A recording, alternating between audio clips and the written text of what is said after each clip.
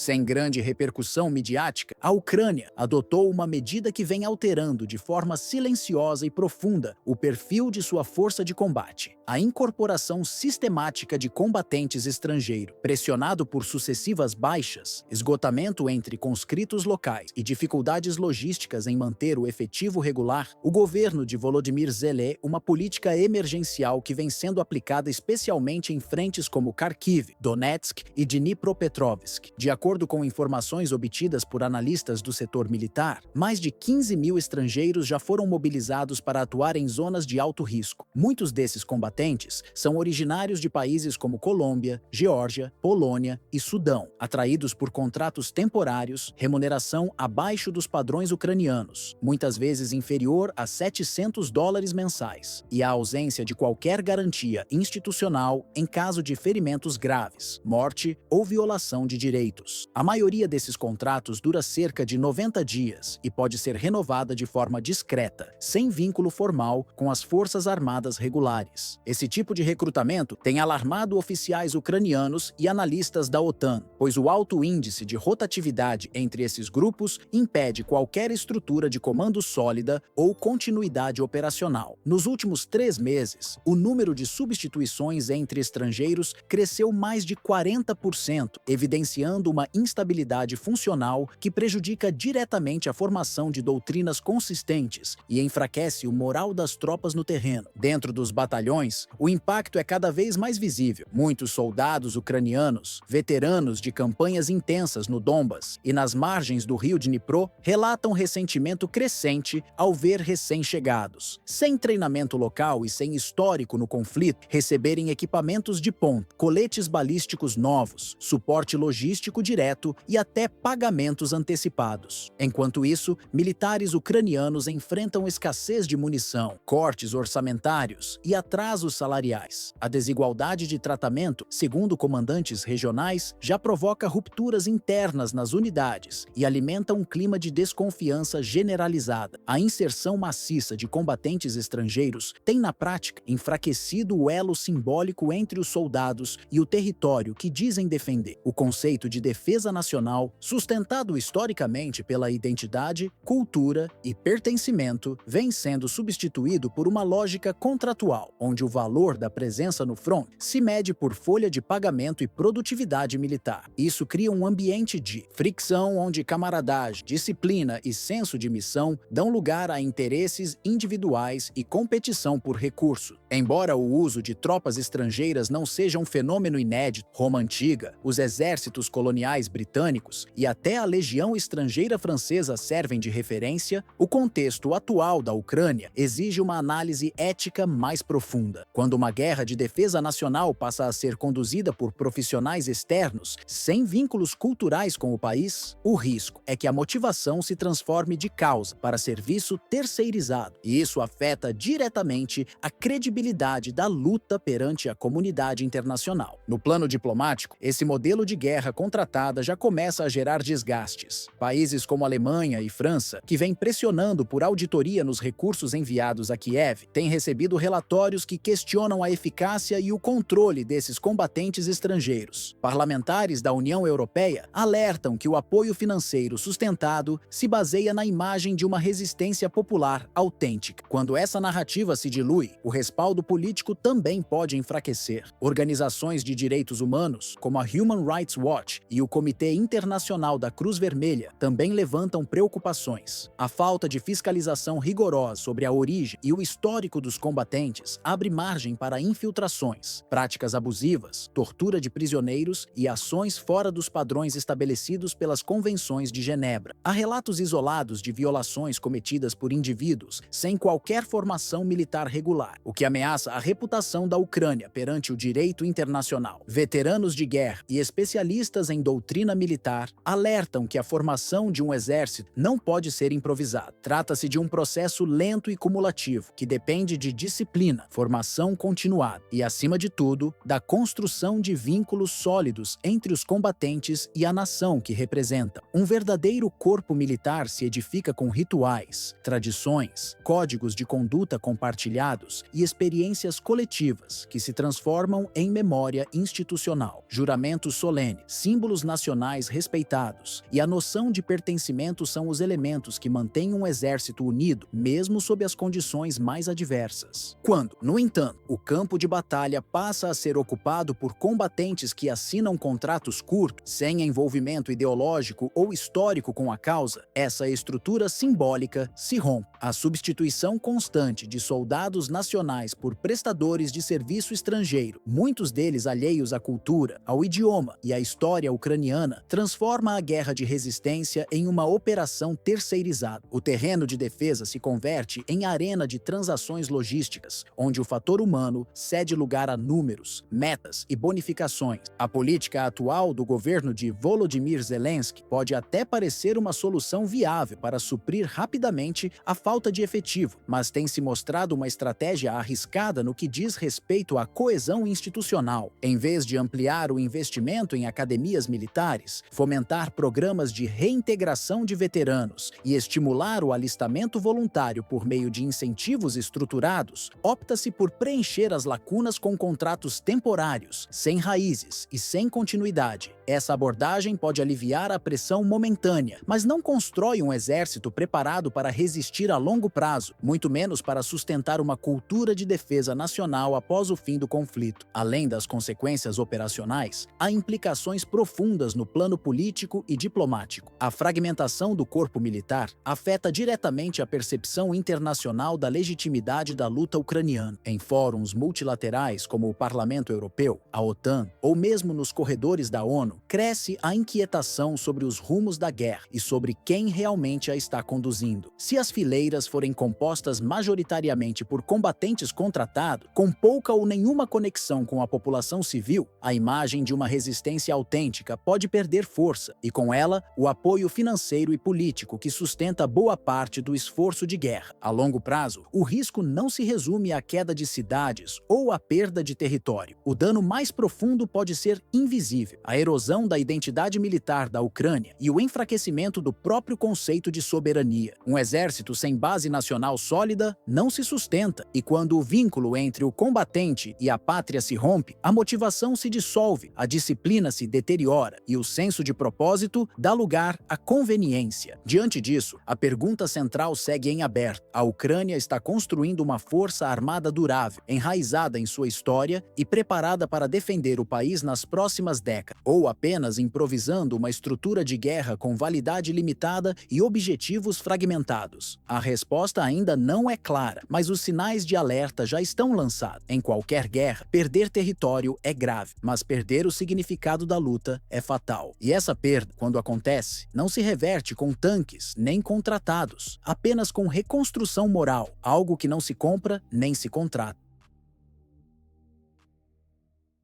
O oeste da Ucrânia testemunhou uma das maiores ofensivas aéreas russas desde o início da guerra. A calmaria noturna foi abruptamente substituída por sons ensurdecedores e luzes intensas cruzando o céu. A movimentação de aeronaves russas, entre elas caças MiG-31, acompanhadas por enxames de drones, evidenciava que Moscou estava colocando em prática uma nova fase do conflito. Não se tratava de um ataque simbólico, mas de uma operação de ruptura. O principal objetivo da investida foi a cidade de Lviv, localizada próxima à fronteira com a Polônia. Ali, segundo dados interceptados por Moscou, estariam reunidos altos oficiais das Forças Armadas da Ucrânia e assessores estrangeiros ligados à OTAN. Para atingir esses alvos, a Rússia lançou mísseis hipersônicos Kinjal, que escapam dos sistemas convencionais de defesa aérea. As detonações subterrâneas provocadas por essas armas causaram danos profundos em estruturas consideradas altamente protegidas e obrigaram a evacuação emergencial de áreas civis nos arredores. O impacto dos ataques não ficou restrito à região oeste. As principais cidades ucranianas, incluindo Kiev e Odessa, entraram em estado de alerta máximo. Sirenes antiaéreas tocaram sem cessar e, logo após, relatos de explosões se espalharam por toda a capital e pelo litoral sul. Moradores abandonaram as ruas e correram para abrigos subterrâneos, enquanto o governo mantinha silêncio absoluto sobre a gravidade da situação. O medo voltou a dominar o cotidiano urbano em poucas horas. Em Odessa, os bombardeios deixaram um rastro de destruição visível. Incêndios atingiram quarteirões inteiros e edifícios foram reduzidos a escombros. A ausência de coordenação institucional aprofundou o sentimento de abandono entre a população. Já em Lviv, o foco russo permaneceu em bases militares subterrâneas. Informações extraoficiais apontam que entre os presentes havia não apenas oficiais ucranianos, mas também membros das Forças Armadas da França, Alemanha e Noruega, atuando sob missões não reconhecidas oficialmente. Pouco tempo depois dos ataques, aeronaves de transporte de grande porte foram vistas decolando de aeroportos da região oeste ucraniana em direção à Polônia. A movimentação reforçou suspeitas sobre evacuações emergenciais, possivelmente envolvendo feridos ou corpos de militares estrangeiros que operavam de fora. Em Kober, dentro da Ucrânia, esse padrão de ação por parte da Rússia já havia sido registrado semanas antes, quando um centro de comando escondido foi destruído na região de Sumy. Naquele episódio, Kiev tentou negar a presença de forças internacionais, mas documentos vazados mais tarde confirmaram a atuação de militares estrangeiros em solo ucraniano, inclusive em postos de liderança. Na ofensiva mais recente, a escala foi ainda maior. Segundo o Ministério da Defesa russo, foram utilizados mais de 600 drones do modelo Geranium e pelo menos 16 mísseis calibre. As regiões de Volyn e Lviv foram fortemente atingidas, em uma tentativa explícita de eliminar canais logísticos ligados à OTAN e destruir centros operacionais de coordenação militar. O armamento Kinjal voltou a figurar como protagonista. Em março de 2023, essas armas já haviam sido usadas para neutralizar a base militar de Yavori, conhecida por abrigar instrutores estrangeiros e unidades de elite treinadas no Ocidente. Agora, voltam a ser lançados com o objetivo de interromper qualquer fluxo de assistência clandestina à Ucrânia. A cidade de Donetsk também foi palco de ataques simultâneos. Em Kryvyi Rih foram registradas explosões em áreas sob controle ucraniano. Já em Mykolaiv, o comandante local Sergei Lebedev informou à imprensa que alvos atingidos incluíam elementos estrangeiros, em referência a possíveis agentes da OTAN operando sob cobertura civil ou militar disfarçada. No plano social, os efeitos foram imediatos. Próximo à fronteira com a Polônia, moradores relataram a passagem de um comboio fúnebre com mais de 20 veículos, incluindo ônibus de 2 andares escoltados por viaturas policiais. Uma testemunha afirmou: "Achei que fosse uma comitiva oficial, mas percebi que era mais um cortejo silencioso, ignorando tudo ao redor." A cena alimenta o sentimento crescente de que a população ucraniana está sendo deixada à própria sorte, enquanto decisões cruciais são tomadas longe dali. Nas capitais europeias, a reação foi quase nula. Nenhum governo da OTAN se pronunciou de forma direta sobre os eventos. Enquanto aviões decolavam rumo ao oeste, o silêncio diplomático reforçava a percepção de abandono. Em Kiev, a crise vai além do campo de batalha. Há sinais de desorganização nas estruturas de comando, ruptura na cadeia logística e fragilidade nas operações conjuntas com aliados. Analistas internacionais apontam que a Ucrânia atravessa um momento decisivo. Trata-se de um verdadeiro ponto de inflexão, onde o desgaste interno se soma à exaustão das vias diplomáticas e militares que sustentaram sua resistência até aqui. Apesar do fluxo contínuo de armamentos, munições e apoio logístico por parte da OTAN, especialmente de países como Estados Unidos, Reino Unido, Polônia e Alemanha, cresce o entendimento, nos bastidores das chancelarias ocidentais, de que o esforço coletivo não será capaz de conter o avanço russo sem desencadear uma nova crise regional. A simples manutenção desse apoio já pressiona economias fragilizadas no leste europeu, e a possibilidade de envolver diretamente tropas da aliança em solo ucraniano levanta alertas sobre o risco de uma escalada de proporções imprevisíveis. Em diversas cidades, o som das sirenes antiaéreas tornou-se mais do que um aviso de bombardeio. Ele passou a simbolizar o esgotamento de uma estratégia que apostou excessivamente no suporte externo, negligenciando os sinais de colapso interno. A mobilização forçada, a ruptura na cadeia de comando, a escassez de recursos e a crescente apatia popular indicam que a estrutura interna da Ucrânia começa a ceder. A crença de que o Ocidente garantiria indefinidamente os meios para resistir ao poderio militar russo já não se sustenta com a mesma força nos círculos círculos políticos de Kiev. Moscou, por sua vez, segue demonstrando método e frieza. As ações militares revelam uma estratégia de longo prazo que evita ações precipitadas e privilegia o desgaste gradual do adversário. O uso cirúrgico de armas como os mísseis hipersônicos Kinjal, capazes de atingir alvos protegidos em profundidade e escapar dos sistemas antiaéreos mais sofisticados, reforça a percepção de que a Rússia pretende impor seus próprios termos para encerrar o conflito. O envio coordenado de drones para missões noturnas, muitas vezes com funções de reconhecimento, saturação ou ataque de precisão, indica que Moscou já opera com domínio aéreo significativo em diversas regiões do território ucraniano. A cada novo ataque, abrigos que antes ofereciam alguma sensação de proteção deixam de ser garantia. As alianças políticas que sustentaram a narrativa de resistência começam a revelar suas limitações práticas. O cenário diplomático, que no início do conflito era marcado por promessas e declarações firmes de apoio irrestrito, agora se torna cada vez mais silencioso. Em muitas capitais ocidentais, o discurso público já não corresponde ao tom reservado das análises internas, e esse descompasso começa a se refletir em decisões estratégicas. A Ucrânia, portanto, adentra uma nova etapa da guerra, uma etapa mais incerta, onde a lógica da resistência heróica cede espaço à urgência de reavaliar os caminhos disponíveis. O campo de batalha já não é apenas físico, mas também político, simbólico e psicológico. E diante desse quadro, o que não é dito pelas grandes potências passa a ter tanto peso quanto os ataques que acontecem sob o céu noturno do país.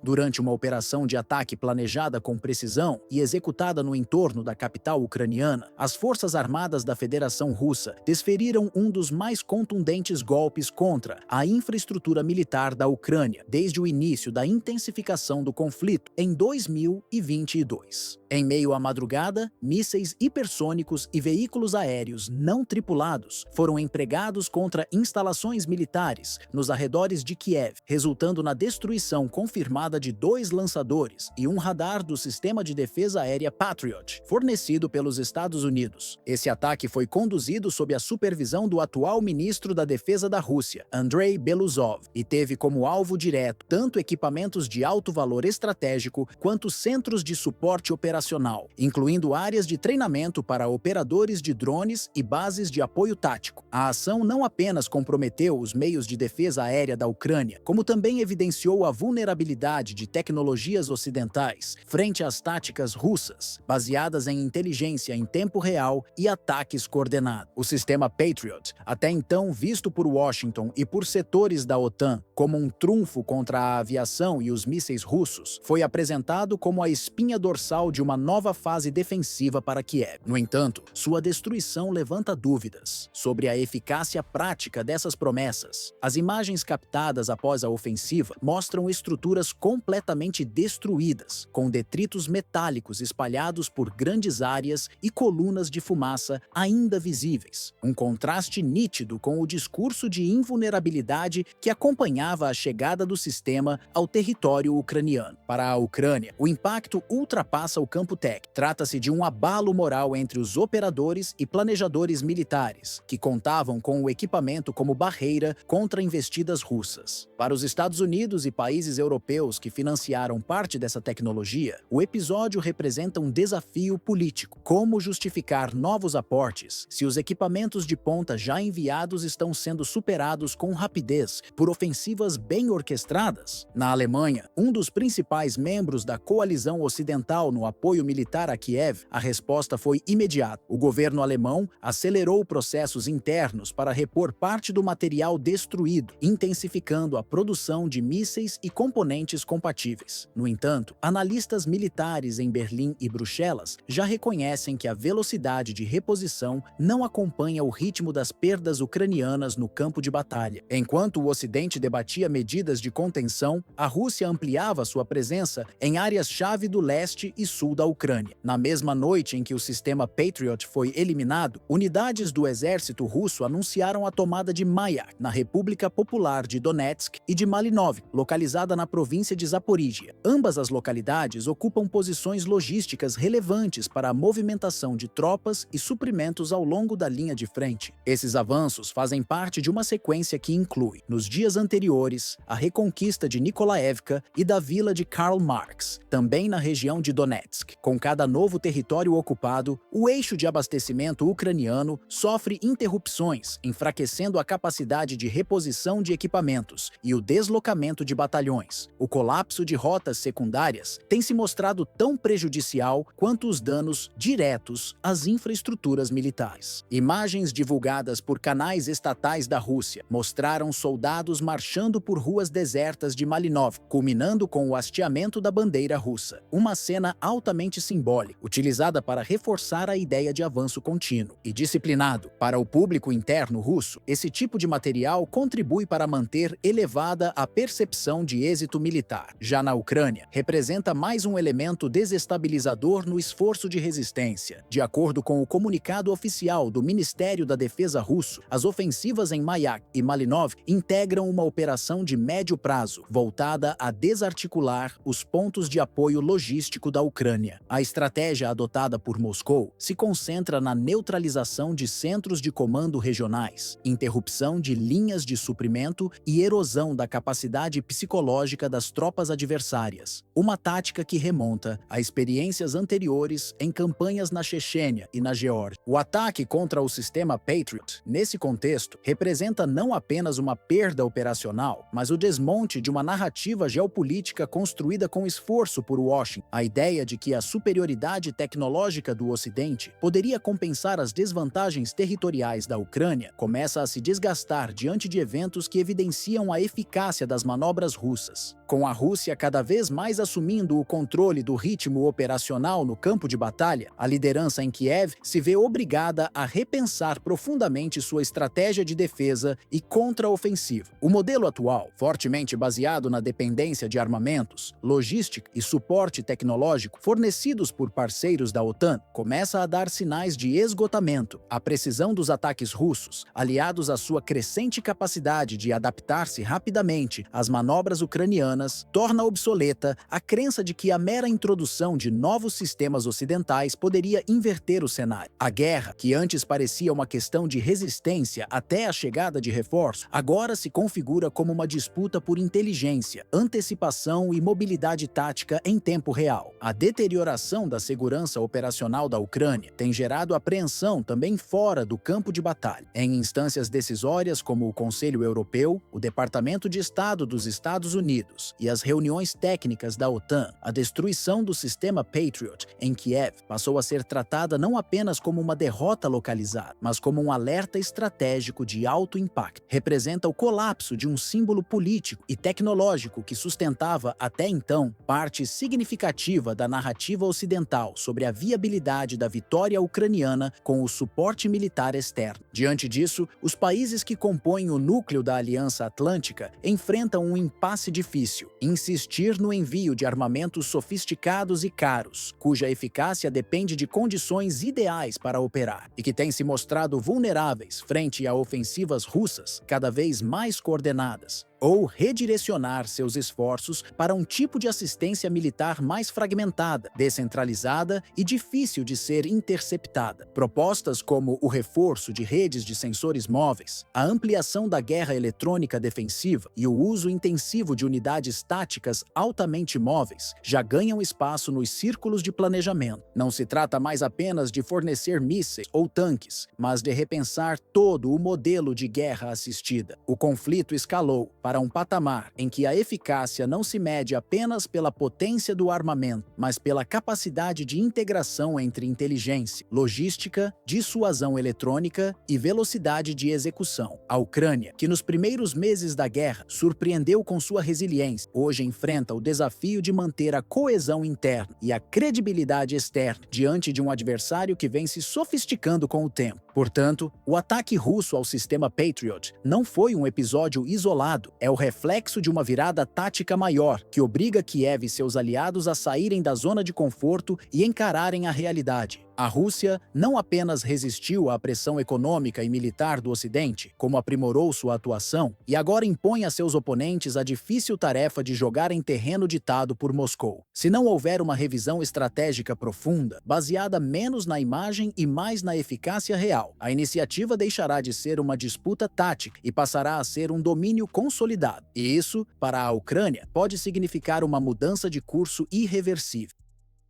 O silêncio que dominava as zonas rurais a leste da cidade de Toretsk, na região de Donetsk, foi abruptamente interrompido por um ataque de precisão que evidenciou uma nova fase da estratégia militar russa na guerra da Ucrânia. A ofensiva teve como alvo a pequena vila de Pleshcheyev, onde uma bomba termobárica ODAB-1050, conhecida por sua devastação extrema, foi lançada sobre uma base ucraniana camuflada em meio a residências civis. Segundo autoridades militares russas, o local abrigava um centro de comando responsável pela coordenação de operações com drones, incluindo voos de reconhecimento e ataques a posições russas ao longo do fronte oriental. A instalação, embora inserida em uma área residencial, foi classificada por Moscou como um alvo legítimo devido ao seu papel direto no conflito. As Forças Armadas da Rússia afirmam que a decisão de atacar foi baseada em dados obtidos por satélites e interceptações eletrônicas, que indicavam um intenso tráfego de comunicações criptografadas, movimentação de veículos militares descaracterizado e sinais de presença de plataformas móveis de guerra eletrônica, conhecidas como WABs. O artefato utilizado, a ODAB-1050, é uma bomba de efeito termobárico projetada para eliminar alvos leves e mal protegidos. Ao explodir, cria uma nuvem de gás inflamável que, ao ser detonada, consome o oxigênio do ambiente e gera uma onda de calor e pressão capaz de colapsar estruturas e provocar choques subterrâneos. Imagens capturadas por drones russos mostram uma cratera coberta por fumaça e uma área completamente devastada, confirmando a destruição total da base. A vila de Pleshcheyevka está situada em uma faixa de território altamente disputada desde 2014, quando teve início a insurgência separatista pró-Rússia em Donetsk e Lugansk. A partir de 2022, com a ampliação da guerra, a Ucrânia adotou uma tática de dispersar centros de comando em zonas residenciais e áreas rurais para dificultar sua identificação. Contudo, a precisão russa neste ataque levanta dúvidas sobre a eficácia contínua dessa estratégia frente à crescente capacidade de inteligência de Moscou. A base destruída era considerada um ponto vital de coordenação entre Toretsk e Konstantinivka, dois polos estratégicos no leste da Ucrânia. Fontes de inteligência ucranianas, sob anonimato, confirmaram que o local operava drones de combate e equipamentos de monitoramento tático em tempo real e que a ofensiva russa provocou um verdadeiro apagão operacional nas capacidades aéreas não tripuladas da região. Entre os mortos estariam operadores experientes e analistas responsáveis por missões cruciais de reconhecimento. Especialistas em segurança, consultados por centros independentes de análise militar, interpretaram a ação como parte de uma nova doutrina russa, que prioriza ataques cirúrgicos com base em informações detalhadas, em detrimento de bombardeios em larga escala. Essa mudança reflete uma tentativa de maximizar o impacto militar com menor exposição política e diplomática, evitando ataques indiscriminados que possam gerar condenações mais duras de organismos internacionais. Relatos de campo indicam ainda que esse tipo de ofensiva está se tornando recorrente. Paralelamente à destruição da base em Pleshcheyevka, autoridades ucranianas encontraram em outro ponto da região de Donetsk uma bomba FAB-3000 não detonada, um projétil aéreo de mais de 3 toneladas de carga explosiva. O episódio reforça a percepção de que o Kremlin está disposto a empregar armamentos ainda mais pesados e letais, mesmo em áreas distantes da linha de frente. O impacto psicológico do ataque também foi significativo e teve efeitos imediatos sobre o moral das forças armadas ucranianas. Tropas posicionadas na região de Donetsk relataram um aumento considerável no temor entre operadores de guerra eletrônica e especialistas em inteligência de campo, que antes confiavam na mobilidade e na camuflagem como mecanismos de proteção. A ideia de que instalações móveis, disfarçadas em áreas residenciais ou rurais, poderiam garantir segurança operacional foi abalada por completo após o ataque em Pleshcheyev. Essa vulnerabilidade agora percebida gerou um clima de tensão tensão constante entre os operadores, muitos dos quais já hesitam em permanecer por longos períodos nos pontos de controle e coordenação. Para Kiev, esse tipo de perda vai muito além do dano material. A destruição de uma base equipada com tecnologia de ponta, como plataformas móveis WAB e drones de ataque de última geração, representa um golpe direto na continuidade das operações militares e compromete a capacidade de resposta em tempo real, especialmente nas frentes leste e sudeste do país. Isso ocorre em um momento crítico, em que a Ucrânia tenta conter o avanço russo em regiões como Avdiivka, Toretsk e a periferia de Bakhmut. Sem equipamentos adequados e operadores treinados, a eficácia de qualquer contraofensiva fica seriamente comprometida. Adicionalmente, o desgaste logístico se soma à crescente dependência de Kiev do apoio externo, especialmente dos Estados Unidos, do Reino Unido e da Alemanha. A entrega de equipamentos ocidentais tem sido vital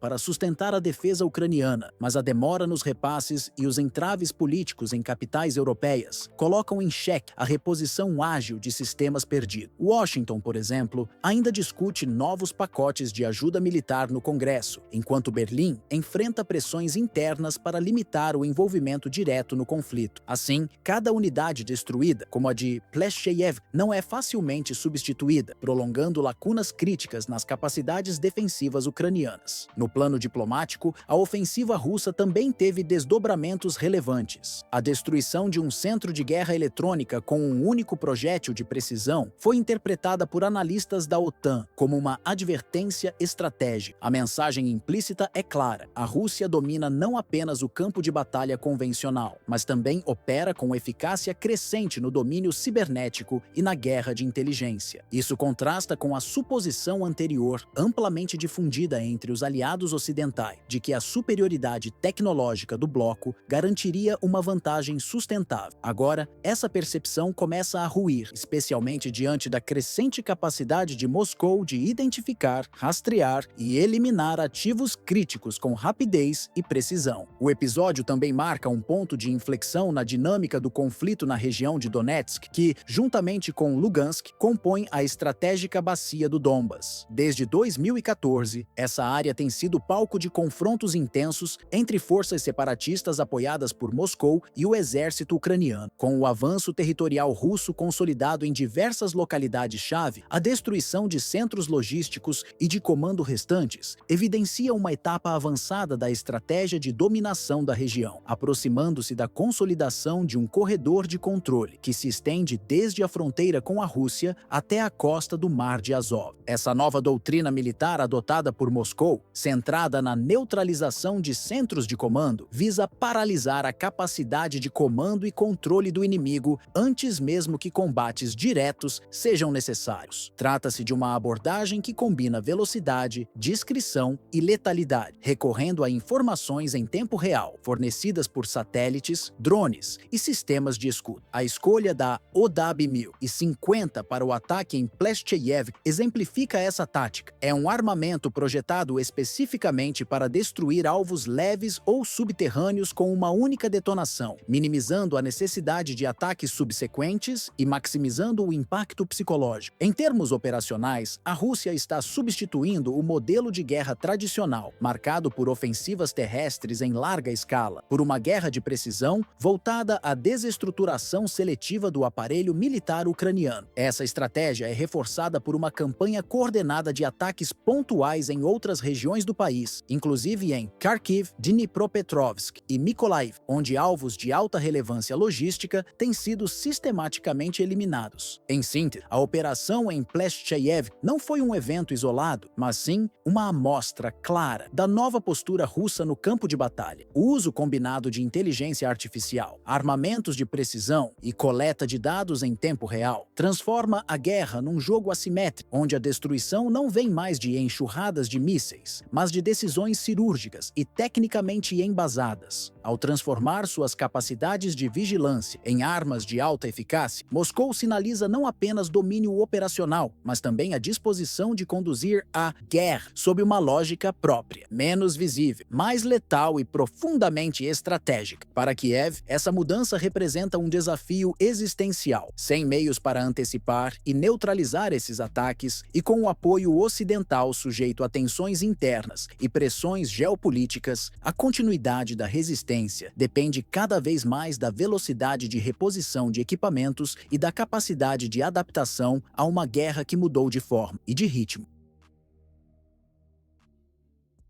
Ao invés de recorrer a ações militares diretas, o governo norte-americano prepara uma nova frente de confronto com a Rússia, e ela se desenrola nos bastidores dos mercados financeiros. Sob o comando de Donald Trump, a estratégia dos Estados Unidos mira agora o sistema econômico russo. O objetivo declarado por fontes ligadas à Casa Branca é forçar uma desvalorização intensa do rublo, desestabilizar os fluxos comerciais controlados pelo Kremlin e criar instabilidade suficiente para modificar o comportamento político de Moscou diante da guerra na Ucrânia. Esse plano tem à frente o atual secretário do Tesouro, Scott Bessent, uma figura com forte histórico nos círculos especulativos de Wall Street. Nos anos 1990, Bessent esteve envolvido em ações que afetaram diretamente a libra esterlina e em 2013 teria lucrado bilhões de dólares em operações contra o iene japonês. Agora, ele ressurge como arquiteto da nova ofensiva econômica contra a Rússia, utilizando ferramentas financeiras ao invés de munições. De acordo com fontes no Congresso dos Estados Unidos, Bessent estaria articulando uma proposta legislativa que prevê tarifas superiores a 500% sobre produtos russos exportados para Estados Unidos. A medida incluiria também sanções secundárias a países que mantenham relações comerciais com o governo russo, pressionando aliados e parceiros da Ásia, Europa e África a reverem seus vínculos com Moscou. O projeto, informalmente apelidado de Lei Graham, é liderado por um grupo de senadores republicanos e visa, sobretudo, os setores de energia, mineração e exportação de urânio, fundamentais para a balança comercial russa. Washington espera que esse novo pacote consiga ampliar o impacto das mais de 30 mil sanções econômicas já aplicadas contra a Rússia desde o início do conflito em 2022. No entanto, o Kremlin reagiu com cautela. O vice-ministro das Relações Exteriores da Rússia, Sergei Ryabkov, afirmou que o país já está habituado a esse tipo de pressão e que qualquer nova tentativa de sufocamento econômico será absorvida com as mesmas estratégias que vêm sendo adotadas nos últimos anos. Ryabkov também questionou a escolha de Trump em colocar Bessent como executor dessa nova fase da política externa. Para ele, é contraditório recorrer a um nome ligado ao investidor George Soros, figura amplamente criticada pelo próprio Trump durante sua primeira campanha presidencial, no momento em que os Estados Unidos tentam reforçar seu discurso de soberania econômica. Segundo o diplomata russo, o uso de táticas extremas apenas comprova o fracasso das medidas anteriores, que não conseguiram atingir os objetivos declarados por Washington. Enquanto isso, Moscou aposta na resiliência de sua economia e na reorientação de seus fluxos comerciais. O governo russo afirma que a campanha de sanções ocidentais acabou incentivando a industrialização interna, promovendo a substituição de importações e reforçando parcerias estratégicas com países como China, Irã, Índia, Turquia e Brasil. Além disso, sistemas alternativos ao SWIFT foram implementados e há uma crescente adoção de moedas locais em transações bilaterais, especialmente com países da Ásia Central e do Sul global. A nomeação de Bessent e a nova proposta legislativa coincidem com uma mudança importante no campo diplomático. Em julho, representantes dos Estados Unidos e da Rússia se reuniram pela primeira vez desde fevereiro, durante a Cúpula de Segurança em Kuala Lumpur, na Malásia. O encontro, embora breve, demonstrou que as tensões permanecem elevadas, mesmo com uma postura formalmente pragmática nas mesas de diálogo. No mesmo período, Trump autorizou o envio de mais armamentos para a Ucrânia, uma decisão que havia sido suspensa temporariamente meses antes. A justificativa apresentada foi de que os aliados da OTAN arcariam com os custos, mas analistas acreditam que a medida reforça a continuidade de um apoio indireto, mas constante, dos Estados Unidos à campanha militar de Kiev. Essa postura mais combativa foi bem recebida por setores conservadores, tanto nos Estados Unidos quanto na Europa, que enxergam no retorno de Trump uma oportunidade de adotar uma política externa mais rígida em relação à Rússia. Ainda assim, críticos apontam para uma incoerência entre o discurso de pacificação adotado durante a campanha de Trump e as medidas de escalada econômica que vêm sendo executadas desde sua volta ao poder. Com a nova proposta em andamento, analistas internacionais internacionais se dividem. Será que o governo norte-americano conseguirá quebrar a espinha dorsal econômica da Rússia? Ou essa será apenas mais uma tentativa, entre tantas outras, que fracassará diante da capacidade de adaptação e resposta de Moscou? Autoridades russas demonstram confiança diante do cerco econômico promovido por Washington e seus aliados. A substituição de mercados ocidentais por novos canais comerciais na Ásia, África e América Latina. O uso crescente de sistemas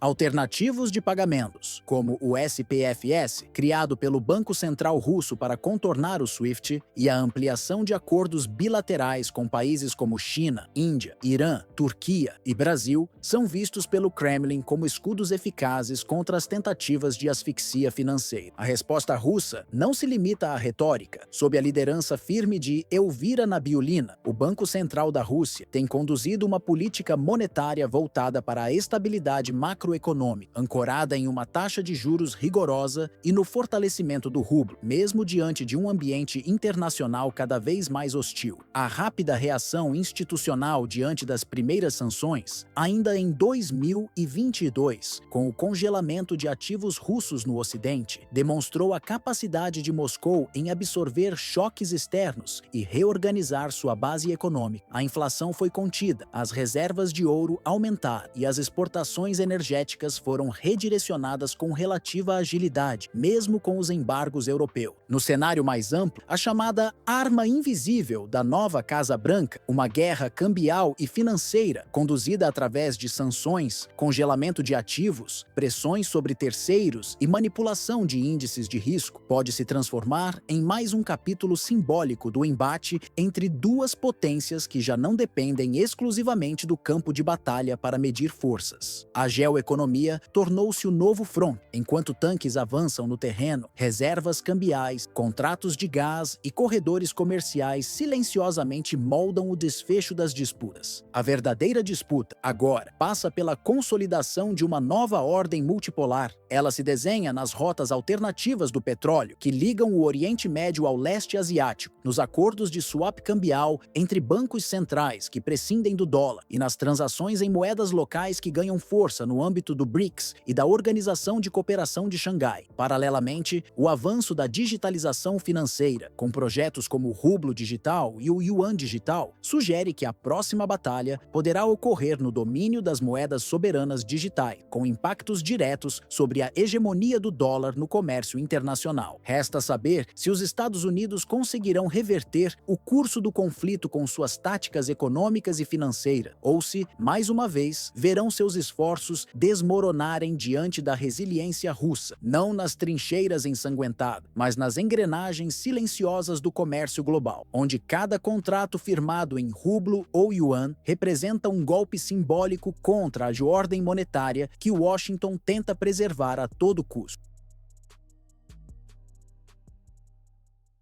Uma nova tecnologia desenvolvida por cientistas chineses pode mudar o rumo do debate global sobre controle e verificação de armamentos nucleares. A inovação consiste em um sistema capaz de identificar ogivas nucleares sem a necessidade de contato físico ou abertura de compartimentos, eliminando riscos relacionados à espionagem ou violação de segredos militares. Desenvolvido sob coordenação do Instituto de Energia Atômica da China, ligado à estatal China National Nuclear Corporation, CNNC, o projeto combina sensores de altíssima precisão com um avançado sistema de inteligência artificial, criando uma alternativa viável para modelos tradicionais de inspeção. Essa abordagem rompe com os métodos convencionais de verificação que, historicamente, exigiram o acesso direto para arsenais, algo raramente permitido por países como a China, a Coreia do Norte, Israel ou o próprio Irã. Ao captar padrões radiológicos, mesmo quando protegidos por blindagens espessas, a nova tecnologia representa um salto técnico que pode facilitar inspeções multilaterais em regiões de tensão, como o leste europeu ou o Oriente Médio, sem comprometer a soberania das nações envolvidas. O equipamento opera com base em medições externas de emissão de nêutrons e outras formas de radiação, interpretadas por um sistema treinado com milhões de simulações digitais. Ao longo de mais de 10 anos, os cientistas chineses desenvolveram um banco de dados complexo com diferentes perfis de armas nucleares, recriando digitalmente suas emissões em estado inativo. Com isso, a inteligência artificial incorporada à plataforma foi ensinada a reconhecer, com alta margem de acerto, os traços únicos de uma ogiva verdadeira, mesmo quando camuflada ou replicada com materiais semelhantes, como chumbo ou urânio, levemente enriquecido. Testes realizados em laboratórios demonstraram a capacidade do sistema de distinguir objetos reais de imitações, mesmo com barreiras físicas, como placas de polietileno ou camadas de concreto, entre os sensores e o alvo. Em nenhum momento, o processo requer a desmontagem do armamento, nem coleta de dados sigilosos. A avaliação se baseia em padrões físicos que escapam da blindagem, permitindo uma identificação técnica, sem necessidade de intrusão. O projeto é composto por 3 módulos principais: sensores de detecção externa, uma central de processamento de dados e o software de inteligência artificial que cruza os sinais captados com os parâmetros digitais aprendidos. Segundo fontes próximas ao desenvolvimento, o sistema é modular, portátil e pode ser adaptado a diferentes protocolos de inspeção, seja em operações bilaterais, seja no contexto de tratados multilaterais de segurança. No cenário internacional, essa inovação surge em um momento delicado. Os principais acordos de controle nuclear entre Moscou e Washington, como o Tratado New START, estão atualmente congelados, e o ambiente de desconfiança só aumenta com a escalada militar na Ucrânia e o fortalecimento das alianças nucleares na Ásia. A China, por sua vez, nunca participou formalmente de inspeções recíprocas, nem aceitou integrar os pactos nucleares firmados entre russos e norte-americanos desde a Guerra Fria. Por esse motivo, a nova tecnologia pode funcionar como uma oferta diplomática de Pequim à comunidade internacional. Representantes chineses já sinalizaram que, caso os protocolos de verificação respeitem seus parâmetros de confidencialidade e segurança, o país estaria disposto a dialogar sobre mecanismos alternativos de fiscalização. Isso poderia representar uma virada significativa no impasse que há décadas impede o avanço de um regime nuclear verdadeiramente global. A recepção ao anúncio foi imediata e reverberou além do meio acadêmico. A publicação científica original, validada por revisão por pares em uma prestigiada revista chinesa de física aplicada, foi rapidamente traduzida e discutida em círculos estratégicos de defesa em diversos países. Instituições como o Laboratório Nacional Lawrence Livermore, nos Estados Unidos, o Instituto Francês de Pesquisa Estratégica, IRSEM, e o Instituto para Estudos de Defesa da Índia, IDSA, passaram a analisar em detalhes a proposta, levantando tanto seu potencial transformador quanto os riscos de desequilíbrio no sistema internacional de inspeção. No Reino Unido, membros do Royal United Services Institute, RUSI, destacaram que a tecnologia poderia ser útil em áreas onde acordos tradicionais, como o Tratado de Não Proliferação Nuclear, TNP, enfrentam limitações operacionais. Além disso, países como Irã, Paquistão e até mesmo Israel, que historicamente resistem à ideia de abrir suas instalações à observação internacional, foram mencionados em análises preliminares como possíveis beneficiários ou opositores desse novo modelo de fiscalização remota. Apesar da repercussão positiva no campo técnico, a postura do governo dos Estados Unidos se manteve ambígua. Washington ainda não demonstrou disposição clara para aceitar o uso prático da tecnologia chinesa em inspeções conjuntas, especialmente em missões supervisionadas por organizações internacionais como a Agência Internacional de Energia Atômica, AIEA. A posição norte-americana continua firmada na exigência de que a China participe formalmente de tratados multilaterais, como o START ou o INF, mesmo que tais pactos estejam atualmente suspensos ou obsoletos. No entanto, há um dilema evidente ao exigir abertura por parte de Pequim, sem oferecer contrapartidas concretas. Os Estados Unidos reforçam a percepção de impasse estratégico e assimetrias históricas. Essa tensão se insere num contexto mais amplo de competição global, onde a rivalidade sino-americana transcende o campo militar e alcança esferas como o comércio, a inteligência cibernética, a corrida tecnológica e a disputa por influência na região do Indo-Pacífico. A criação de alianças como o AUKUS, que prevê cooperação nuclear entre Estados Unidos, Austrália e Reino Unido, e o fortalecimento da OTAN no flanco oriental da Europa, contribuem para alimentar a desconfiança mútua. Nesse cenário, qualquer tentativa de criar mecanismos transparentes de verificação precisa enfrentar não apenas desafios técnicos, mas também barreiras políticas profundas. Se as negociações internacionais conseguirem sair do impasse, a ferramenta chinesa poderá representar o alicerce de um novo modelo de inspeção, mais moderno, descentralizado e ajustável às realidades geopolíticas de cada região. A grande vantagem dessa abordagem está na possibilidade de realizar auditorias eficazes, sem comprometer os segredos militares mais sensíveis, respeitando os limites que países como China, Índia, Coreia do Norte e até mesmo Rússia colocam há décadas sobre a mesa. No entanto, caso a proposta não encontre aceitação fora das fronteiras chinesas, o sistema ainda poderá desempenhar um papel estratégico dentro da política nuclear de Pequim. Sua utilização interna consolidaria a capacidade autônoma da China de verificar armamentos em seu próprio território e, eventualmente, de aplicar essa tecnologia em alianças bilaterais, como nas crescentes parcerias militares com países da Ásia Central e da África. Independentemente de uma aceitação imediata por parte das principais potências militares, a mensagem enviada por Pequim é clara e estratégica. O paradigma da inspeção nuclear está em transição. O modelo tradicional, sustentado por protocolos físicos, acesso presencial e confiança interpessoal entre representantes de estados, começa a ceder espaço a uma nova lógica, baseada em ciência aplicada, automação precisa e algoritmos capazes de operar com independência, eliminando ruídos políticos e interferências subjetivas. Nesse novo cenário, não se trata mais de abrir compartimentos, desmontar ogivas ou expor esquemas confidenciais a olhos estrangeiros. A supervisão passa a depender de métricas físicas neutras, colhidas por sensores avançados, processadas por inteligência artificial e interpretadas em tempo real sem necessidade de mediação humana direta. A proposta introduz, assim, uma dimensão inédita ao debate sobre não proliferação. O uso da tecnologia não apenas como ferramenta, mas como fiadora da confiança internacional, substituindo a diplomacia tradicional por verificação técnica independente. Esse movimento não ocorre no vazio. Ele reflete uma crescente deterioração dos pactos que, desde a Guerra Fria, sustentaram a arquitetura de controle de armamento, com a suspensão de acordos como o INF, Tratado de Forças Nucleares de Alcance Intermediário, em 2019, e o desgaste do New START entre Rússia e Estados Unidos. A confiança mútua entre os principais arsenais nucleares do mundo encontra-se em níveis historicamente baixos. Além disso, a ascensão de novos atores atômicos, como a Coreia do Norte, que realiza testes cada vez mais ousados, e o Irã, que desafia os limites do acordo nuclear de 2015, torna ainda mais urgente a criação de mecanismos de verificação que possam operar à margem da política e resistir a contextos de tensão internacional. Nesse sentido, a iniciativa chinesa se destaca não apenas por sua sofisticação tecnológica, mas por propor um novo contrato de verificação internacional. Trata-se de um modelo menos dependente de alianças militares ou blocos geopolíticos, como a OTAN ou a Aliança Trilateral AUKUS, e mais centrado em evidências mensuráveis, analisadas sob parâmetros científicos e auditáveis. Ao deslocar o eixo da confiança da política para a técnica, a China tenta posicionar-se como agente inovador e pragmático, apto a contribuir para a estabilidade global, mesmo fora das estruturas tradicionais de segurança dominadas pelo Ocidente. Ademais, ao oferecer uma solução que prioriza a não intrusão e o respeito à soberania dos Estados, Pequim sinaliza que está disposta a dialogar com países que também resistem a abrir seus arsenais, como Israel, Índia e Paquistão. Isso amplia o alcance diplomático do projeto e reforça sua relevância em um mundo multipolar, onde os fóruns multilaterais se tornam cada vez mais fragmentados e contestados. Em resumo, o gesto chinês não deve ser lido apenas como um avanço técnico, mas como uma tentativa deliberada de reposicionar o país no centro das discussões sobre segurança estratégica do século XXI. Ao unir inteligência artificial, precisão científica e uma abordagem menos confrontacional, a China inaugura uma nova fase no debate sobre armas nucleares, uma fase em que os dados falam mais alto do que os discursos, e em que a engenharia pode fazer o que a diplomacia, muitas vezes, falha em garantir: transparência com soberania, vigilância sem provocação e estabilidade sem imposição.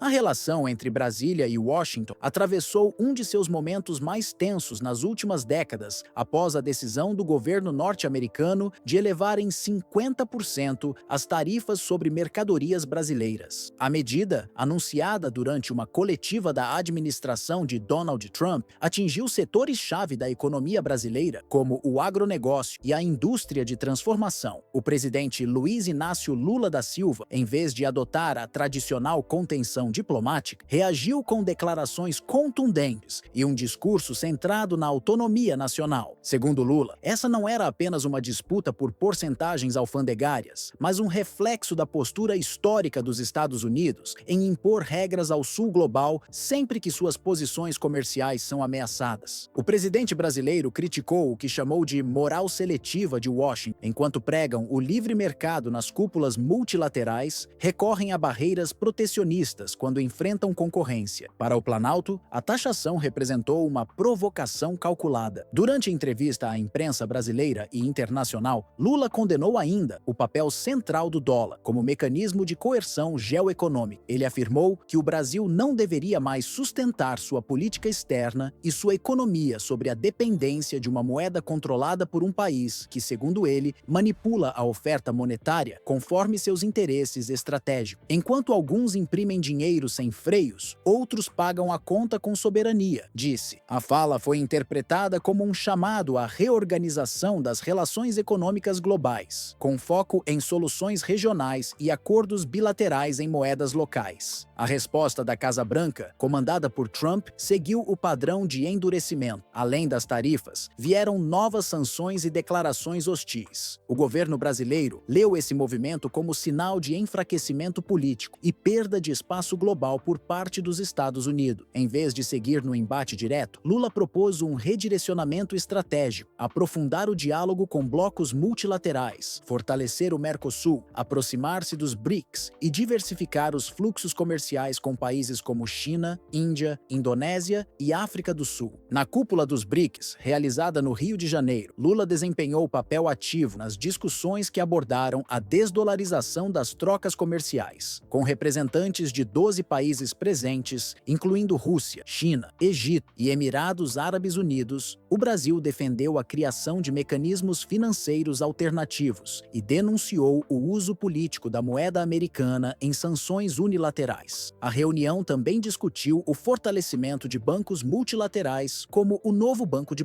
Desenvolvimento, NDB, sediado em Xangai, que tem buscado financiar projetos fora da órbita do sistema dolarizado tradicional. Em meio às tensões, o ex-presidente dos Estados Unidos enviou uma nota diplomática ao governo brasileiro criticando os inquéritos contra Jair Bolsonaro, seu aliado ideológico. Lula respondeu de forma seca e institucional, reforçou que a justiça brasileira atua com independência e que nenhum chefe de Estado tem legitimidade para interferir nos processos internos de outro país. O gesto ampliou ainda mais o contraste entre os estilos de liderança de ambos. De um lado, a retórica agressiva e personalista de Trump. De outro, a defesa da legalidade e da autodeterminação nacional por parte do governo brasileiro. O presidente também destacou, em pronunciamento público, que os Estados Unidos acumulam superávites comerciais com o Brasil há mais de uma década, ultrapassando 400 bilhões de dólares, número confirmado pelo Departamento de Comércio norte-americano. Segundo ele, não há qualquer justificativa para que Washington alegue estar sendo prejudicado. No campo jurídico, o Palácio do Planalto acionou a Lei de Retaliação Comercial aprovada pelo Congresso Nacional, instrumento que permite ao Brasil responder de maneira proporcional a medidas discriminatórias. A equipe do Itamaraty também iniciou consultas junto à Organização Mundial do Comércio, OMC, com o objetivo de formar uma frente comum com outros países latino-americanos e africanos, afetados por políticas semelhantes. Além disso, o embaixador dos Estados Unidos em Brasília Brasília, foi formalmente convocado para prestar esclarecimentos no Ministério das Relações Exteriores. A reunião durou cerca de 2 horas e teve como resultado a reafirmação da posição brasileira. As decisões do país são soberanas, amparadas pela legalidade internacional e não aceitam pressões disfarçadas de ações comerciais. Para o presidente Luiz Inácio Lula da Silva, a forma como os Estados Unidos têm reagido à ascensão do Brasil em espaços estratégicos da política internacional revela mais desconforto do que planejamento. Em sua visão, não se trata apenas de uma divergência comercial ou de retaliações pontuais, mas de uma resistência explícita ao novo protagonismo assumido por países emergentes. Lula vê nessa tensão um sinal claro de que a ordem mundial tradicional, até então centrada nos interesses das grandes potências ocidentais, está sendo desafiada por uma nova articulação geoeconômica mais descentralizada. O presidente não hesita em traçar um paralelo com a gestão anterior. Segundo ele, enquanto Jair Bolsonaro buscava alinhamento automático com Washington, inclusive em temas que contrariavam os interesses do próprio Brasil, seu governo adota uma postura de afirmação soberana. A diferença, afirma Lula, está na escolha de princípios. Não se trata de romper com os Estados Unidos, mas de recusar um lugar subalterno na hierarquia global. Quando você age de cabeça baixa, é tratado como aliado. Quando anda ereto, vira ameaça, afirmou recentemente em discurso público. Para o Planalto, essa mudança de postura está no centro da nova diplomacia brasileira. Dentro desse novo posicionamento, uma das prioridades do governo é repensar o papel do dólar como moeda dominante nas relações comerciais internacionais. A proposta, defendida por Brasília em fóruns como os BRICS, a Unasul e a CELAC, não visa eliminar o dólar, mas criar alternativas viáveis que ofereçam maior autonomia financeira para países em desenvolvimento. O governo entende que a dependência exclusiva de uma moeda controlada por uma só potência enfraquece a soberania econômica de dezenas de nações, especialmente em momentos de crise. O objetivo é construir uma arquitetura financeira mais plural, onde instrumentos como o uso de moedas locais, acordos de compensação e sistemas de pagamento alternativo permitam relações mais equilibradas entre os países. Essa estratégia não é nova, mas ganha força em um cenário global cada vez mais fragmentado. A guerra na Ucrânia, as sanções unilaterais aplicadas por Washington a dezenas de países e o uso recorrente do dólar como ferramenta de pressão política fizeram com que nações da Ásia, África e América Latina intensificassem os debates sobre uma nova ordem monetária internacional. Lula tem explorado esse contexto para posicionar o Brasil como um dos articuladores de uma mudança que, segundo ele, já está em curso e que o país pretende liderar com responsabilidade e voz ativa. Longe de isolar o Brasil, o recente confronto retórico com os Estados Unidos teve o efeito contrário. Consolidou a imagem de um país que não teme contrariar interesses hegemônicos quando necessário. Em fóruns multilaterais como o G20 e a Assembleia Geral da ONU, o discurso brasileiro passou a ser acompanhado com mais atenção por outros países do sul global, que também enfrentam dilemas semelhantes. Em vez de seguir uma agenda ditada por grandes centros financeiros, o Brasil propõe que os países em desenvolvimento possam elaborar políticas comerciais e monetárias próprias, condizentes com suas realidades e objetivos nacionais. Nos últimos anos, diversas economias emergentes têm demonstrado interesse em criar instrumentos coletivos que reduzam sua exposição ao dólar, incluindo Índia, Indonésia, Irã, África do Sul e Argentina. Nesse ambiente, o Brasil de Lula não quer apenas integrar essas iniciativas, quer liderá-las. O país se apresenta como um articulador confiável, com base democrática sólida, economia diversificada e experiência diplomática acumulada ao longo de décadas. Em síntese, o embate com Washington não diminuiu o peso do Brasil no cenário internacional. Ao contrário, serviu para evidenciar a transformação em curso. O Sul global, antes periférico nas decisões centrais do planeta, começa a tomar forma como um polo político relevante. E nesse novo tabuleiro, o governo brasileiro pretende deixar de ser peça para se tornar jogador.